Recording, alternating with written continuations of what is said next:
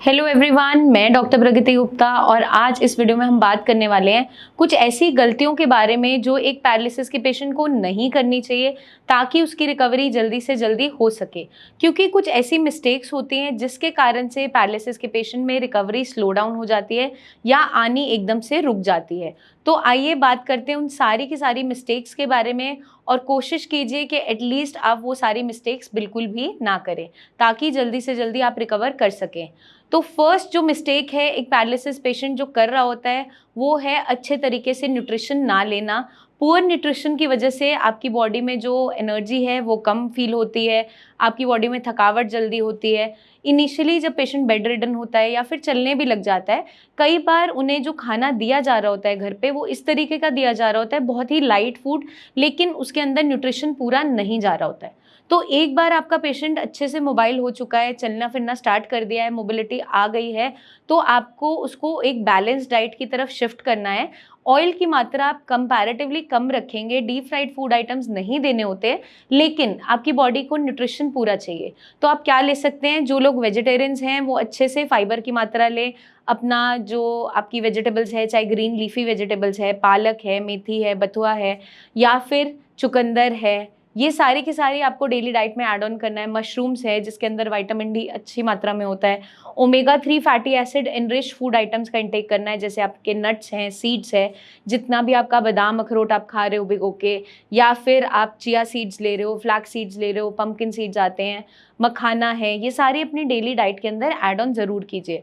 Protein की मात्रा अच्छा रखना है, तो दालें आपको खानी है, ऐसा नहीं है दालें रिस्ट्रिक्ट करनी है, क्योंकि पेशेंट को मोस्टली ये कह दिया जाता है कि आपकी बॉडी में बहुत ज़्यादा पेन और रिकवरी अच्छी नहीं आ पाएगी अगर आप दालें खाओगे। तो ऐसा नहीं है, दालें आपको जो इंटेक करनी है वो आप किस फॉर्म में करोगे, आप या तो सूप्स के फॉर्म में भी उन्हें ले सकते हो या नॉर्मल दाल आप कुक कर रहे हो, जैसे काला चने हैं, काले चने का पानी ले सकते हो, इवन चना भी ले सकते हो। जब आप एक बार चलना फिरना शुरू कर रहे हो तो वो डाइजेस्ट हो जाता है, डिपेंड करता है कि आप एक्सरसाइज कितनी कर रहे हो। तो इन सारी फूड आइटम्स के अंदर आप अगर लहसुन, अदरक, हींग का इस्तेमाल अच्छी मात्रा में करोगे तो पेशेंट को कोई भी गैस्ट्रिक इश्यूज नहीं बनेंगे, डाइजेशन भी अच्छा रहेगा और वो खाना जो खा रहे हैं वो उनकी रिकवरी में मदद करेगा, क्योंकि प्रोटीन की मात्रा अच्छी जा रही है। डेयरी प्रोडक्ट्स में आप लेना चाहो तो मिल्क का इंटेक कर सकते हो अगर आपका गट हेल्दी रहता है, दूध से कोई लूज मोशन या कॉन्स्टिपेशन नहीं होता, पच जाता है, तो आप ले सकते हैं बिल्कुल। जो पेशेंट्स नॉन वेजिटेरियन हैं वो फिश का इंटेक कर सकते हैं, चिकन खा सकते हैं, रेड मीट मना होता है, बट आप बाकी खाना अच्छे से खाइए। फाइबर की मात्रा वेजिटेरियंस नॉन वेजिटेरियन पेशेंट दोनों को ही अच्छी रखनी है अपने डाइट के अंदर, तो फ्रूट्स का इंटेक भी करना है, वेजिटेबल्स का भी, सैलेड्स का भी, सूप्स का भी, ताकि आपका गट हेल्दी रहे और आपकी रिकवरी अच्छी आती रहे। सेकेंड मिस्टेक जो पेशेंट कर रहा होता है वो है इनकंसिस्टेंट एक्सरसाइज। मतलब एक दिन तो बहुत ज़्यादा एक्सरसाइज कर ली, नेक्स्ट डे बिल्कुल नहीं कर पाए, क्योंकि आपने इतना ज़्यादा बॉडी को थका दिया कि नेक्स्ट डे आप कोई भी एक्सरसाइज कर नहीं पा रहे, या फिर आप बिल्कुल ही एक्सरसाइज नहीं कर रहे। तो ये दोनों चीज़ें आपको ध्यान में रख के चलना है, बैलेंस आउट करते हुए चलना है, कंसिस्टेंटली आपको अपनी रूटीन को फॉलो करना है। और जब भी आप एक्सरसाइज करते हो तो आपको इस तरीके से करना है कि जहाँ पे आपको लग रहा है बॉडी अब थक गई है वहाँ पे उसको रेस्ट भी देना इंपॉर्टेंट है, तो वो बहुत ज़्यादा इंपॉर्टेंट हो जाता है।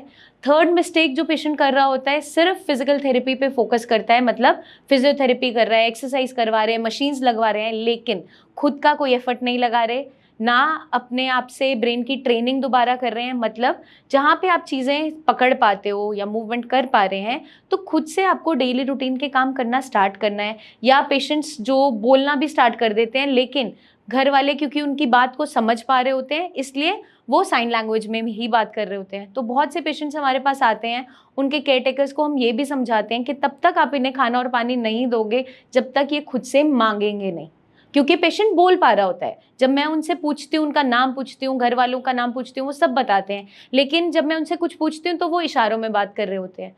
तो वहाँ पे हमें पेशेंट्स के साथ हैंडल करना है चीज़ों को, लेकिन उनसे एफर्ट लगवाते हुए उनसे बुलवाना है, क्योंकि उनकी स्पीच में तभी रिकवरी आएगी जब वो बोलेंगे, उनके वर्ड फॉर्मेशन तभी ठीक होगा, उनके सेंटेंसेस फॉर्मेशन तभी ठीक होगा जब वो दोबारा से ब्रेन को प्रोसेस करने देंगे। तो इट्स ऑल अबाउट कि आप कितना रेपिटेशन में काम कर रहे हैं, कितने एफर्ट्स लगा रहे हैं, उस पर डिपेंड करता है आपकी रिकवरी कैसी आने वाली है। और जो मिस्टेक एक पैरालिसिस का पेशेंट कर रहा होता है वो ये होती है कि जो भी उनको प्रिस्क्राइब ट्रीटमेंट दिया जाता है उसको वो अच्छे से फॉलो नहीं कर रहे होते हैं। अपनी मर्जी से खून पतला करने की दवाई बंद कर देते हैं, बीपी शुगर की दवाई बंद कर देते हैं, कोलेस्ट्रॉल की दवाई बंद कर देते हैं। फिट्स ना आए इसलिए डॉक्टर ने दवाई लगाई है लेकिन हमने अचानक से बंद कर दिया, या लगातार खाते ही चले जा रहे हैं, हमें पता नहीं है कब उसकी डोजेज बदलनी है, कब उसे रोकना है। तो एक रेगुलर रिव्यू आफ्टर स्ट्रोक आपको बांध के रखना है, प्रॉपर शेड्यूल कीजिए उसको और फॉलो कीजिए अच्छे से ताकि आपकी रिकवरी अच्छी आ सके। बीपी शुगर की मॉनिटरिंग ज़रूर कीजिए, रेगुलर अपने ब्लड टेस्ट 3 मंथ्स के बाद ज़रूर करवाने हैं ताकि आपके विटामिन मिनरल्स कितनी मात्रा में बॉडी में प्रेजेंट है, खून की कोई कमी तो नहीं है, या फिर आपकी बॉडी में कोई ना कोई ऐसी डेफिशिएंसी तो नहीं बन रही जिसकी वजह से रिकवरी नहीं आ रही। इसलिए डॉक्टर की गाइडेंस, डॉक्टर की राय बहुत ज़रूरी हो जाती है, उसको फॉलो करना बहुत इंपॉर्टेंट है। एक और गलती पैरालिसिस के पेशेंट अक्सर कर रहे होते हैं वो ये है कि जब भी बॉडी में कोई अकड़न आनी स्टार्ट होती है उस पर वो ध्यान नहीं देते। या तो वो एक्सरसाइज करना अचानक से छोड़ देते हैं, उसके कारण से अकड़न आनी स्टार्ट हो जाती है, या फिर अकड़न आती चले जाती है और इतना ज़्यादा hand movement, leg movement restrict हो जाती है कि पेशेंट एक्सरसाइज कर ही नहीं पाता। जब भी इनिशियली आपको लगता है कि बॉडी में स्टिफनेस हो रही है तब से ही उस पर ध्यान दीजिए, डॉक्टर से मिलिए। अगर कोई मेडिकेशन वो दे रहे हैं पेन रिलीफ करने के लिए या फिर स्पास्टिसिटी को कम करने के लिए, उसको एज पर रिक्वायरमेंट आपको इनटेक करना है, जैसे डॉक्टर की गाइडेंस है उसको फॉलो करना है। साथ के साथ कई बार पेशेंट्स इग्नोर कर रहे होते हैं पेन। कुछ पेशेंट्स तो ऐसे होते हैं जो पेन के लिए बहुत ज़्यादा सेंसिटिव होते हैं, हल्का सा पेन हुआ और वो कंप्लेन करना स्टार्ट कर देते हैं, क्योंकि हर किसी बॉडी की पेन बेयरिंग जो पावर है या थ्रेशोल्ड है वो अलग होता है। तो हम ये नहीं कह सकते कि वो पेन को बेयर नहीं कर पा रहे। हमें ये समझना ज़रूरी है जहाँ पे आपकी बॉडी में पेन हो रहा है या तो वो साइन ऑफ रिकवरी होता है या फिर कुछ ना कुछ ऐसा इंडिकेट हो रहा होता है कि जिसकी वजह से पता चलता है कि बॉडी में कुछ ऐसा चल रहा है, कोई इन्फ्लेमेशन है जिसके कारण से पेन आ रहा है। तो पेन को इग्नोर नहीं करना। कई बार हम ओवर एक्सर्ट कर देते हैं, एक्सरसाइज बहुत ज़्यादा कर लिया, रेस्ट नहीं किया, प्रॉपर टाइम नहीं दिया बॉडी को रिकवर होने का, तो उस दौरान क्या होता है कोई ना कोई इंजरी हो जाती है। वो मस्कुलर इंजरी भी हो सकती है, वो टिश्यू में कोई इंजरी हो सकती है, वो कोई लिगामेंट टेंडन में इंजरी हो सकती है, या पेशेंट गिर गया था, इंजरी हुआ, उसके बाद रिकवर होने का टाइम नहीं दिया, फिर से एक्सरसाइज शुरू कर दी, तो उसके कारण से पेन बना रह जाता है। 1-2 दिन पहले ही मेरे पास एक पेशेंट आए थे जिनका शोल्डर में डिसलोकेशन हुआ था। अब वो डिसलोकेशन कैसे हुआ था, जब वो उन्हें स्ट्रोक हुआ था वो गिर गए थे, उसके बाद स्ट्रोक होते ही तो उनके शोल्डर पे उसका इम्पैक्ट था और शोल्डर डिसलोकेट हो गया था। तो इनिशियली जो कंडीशन था तब से रिकवरी तो आ रहा है, लेकिन जो लेफ्ट शोल्डर था जो डिसलोकेटेड है उस हैंड में मूवमेंट नहीं आ पा रही है। तो उन्हें हमने यही समझाया था कि एक शोल्डर का आप एक्सरे करवाइए, एक ऑर्थोपेडिक डॉक्टर से मिलिए, वो आपको गाइड करेंगे कि एग्जैक्टली अभी वहाँ पे क्या कंडीशन है, टिश्यू इंजरी कैसा है, क्योंकि जो हम मेडिसिन देते हैं वो ब्रेन पे वर्क करती हैं, आपके ब्रेन को स्टिमुलेट करती हैं ताकि आपकी बॉडी में मूवमेंट आ सके। लेकिन अगर आपकी बॉडी उस सिग्नल को एक्सेप्ट करने के लिए रेडी ही नहीं है तो वहाँ पर मूवमेंट नहीं आ पा रही होती है। तो यही चीज़ हमने उन्हें समझाई और वहाँ पे जो आपका रिकवरी फेज़ है वो बेटर होता चला जाता है अगर हम चीज़ों को अच्छे से फॉलो कर लेते हैं। तो मैं उम्मीद करती हूँ ये सारी की सारी जो मिस्टेक्स मैंने आपको बताई हैं ये आप बिल्कुल भी नहीं करेंगे, ताकि आपकी रिकवरी जल्दी से जल्दी आ सके और आप दोबारा से इंडिपेंडेंट बन सकें। चलते चलते मैं अपने एक पेशेंट से आपको मिलवाना चाहूँगी जिन्होंने बहुत ही शॉर्ट पीरियड के अंदर बहुत अच्छी रिकवरी दिखाई है और पैरालिसिस को हराया है, दोबारा से इंडिपेंडेंट हो गए हैं। आइए मिलते हैं उन पेशेंट से, उन्हीं की जुबानी जानते हैं कि कैसे उनका रिकवरी फेज रहा। अपने एक पेशेंट से आपको मिलवाएंगे, रूबरू करवाएंगे जो बेल्स पैल्सी के पेशेंट हैं। इनके चेहरे पे अचानक से पैरालिसिस हुआ था और कुछ परेशानियों से ये जूझ रहे थे। जब इन्हें ये बीमारी हुई उसके 6 मंथ्स के बाद ही हमारे पास आए। इन्हें हुआ था मार्च 2023 में, हमारे पास ये फर्स्ट टाइम आए हैं 15 सितंबर में। तो पेशेंट की ज़ुबानी ये जानेंगे कि कंडीशन क्या थी और अब इलाज के बाद कंडीशन क्या है। तो इंतज़ार जी बताइए क्या कंडीशन थी इनिशियली जब आए थे हमारे पास? पहले तो बहुत ज़्यादा बेकार था, उन्हें कुछ भी ठीक मूवमेंट नहीं करती थी। पहले से बहुत बेहतर है, पूरा मूवमेंट हो रहा है, होला इम्प्रूवमेंट आ रहा है हर चीज़ में। ठीक है, और शुरुआत कैसे हुई थी इस बीमारी की? शुरुआत ये ऑन द स्पॉट अचानक ही हुई थी, नाइट में सोया था, सुबह को जब देखा था तो फिर उनसे कॉलगेट नहीं करा जा रहा था। फिर होते होते 1-2 घंटे बाद फिर मेरी आँख पे मैंने ध्यान दिया तो आँख नहीं बंद हो रही थी। फिर उसके बाद मैंने ट्रीटमेंट कराया था अपने यूपी से ही। मैं हैदराबाद में था उस टाइम मेरा हुआ था, वहाँ से मैं आया था बाय ट्रेन से।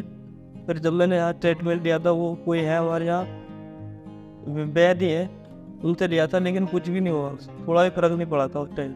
ठीक है, तो अभी क्या बेहतर फील करते हो? पहले की जो कंडीशन थी, जैसे आपने मुझे वीडियोस भी दिखाई, तो क्या खुद से अपने आप में क्या बेहतर फील करते हो फिजिकली? बेहतर ये है कि मैं अब ये है कि वो अपने आप को प्रॉपर देख लेता हूँ, स्माइल भी कर लेता हूँ, पहले नहीं कर पाता था। ठीक है। आइज पूरी क्लोज हो रही है, पहले बिल्कुल भी नहीं, अब हाफ तब रहती थी, ठीक पूरी है। दौड़ लगाने से भी बंद नहीं होती थी, ठीक है। ऐसा था पहले। और एक्सरसाइजेज जो आपको सारी बताई गई थी वो सारी कर रहे हैं आप? जी, एक्सरसाइज मैं करता हूँ, सुबह शाम दोपहर में भी कर लेता हूँ कभी कभी। ठीक है। अब खाना खाने में थोड़ा बेहतर लगता है, चबाने में, खाने में, निगलने में? जी हाँ, खाना पहले से ज़्यादा ही खा रहा हूँ, पहले ठीक है। बहुत कम खाता था, अब ज़्यादा ही खा रहा हूँ। क्योंकि चबा नहीं पा रहे थे? जी जी। ठीक है।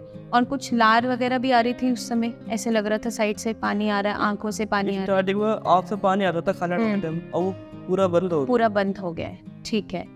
तो जैसे आपने इंतजार जी की जुबानी सुना कि इनिशियली कंडीशन क्या थी और अब कितना बेटर हो गया है, 2 मंथ्स हो गए ट्रीटमेंट लेते हुए।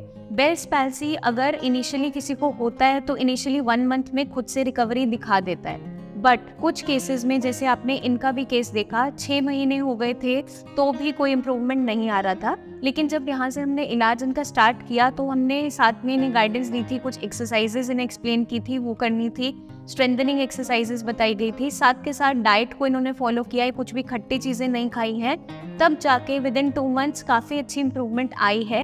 तो अगर आप भी बेल्स पैल्सी से सफ़र कर रहे हैं तो निराश नहीं होना है, आपका इलाज है, आप बिल्कुल ठीक हो सकते हैं। बस आपको क्या करना है, जो भी हम गाइडलाइंस देते हैं उनको कम्प्लीटली फॉलो करना है और इंतजार जी की तरह ही आप भी रिकवरी पा सकते हैं। जैसा आपने इस वीडियो में देखा कि पेशेंट में रिकवरी कितना अच्छे से आया है, क्योंकि उन्होंने गाइडलाइंस को फॉलो किया था, कोई भी गलती नहीं की थी और चीज़ों को अच्छे से फॉलो किया, डाइट को फॉलो किया, तभी उनके अंदर इतनी अच्छी रिकवरी इतने छोटे पीरियड के अंदर आ गई।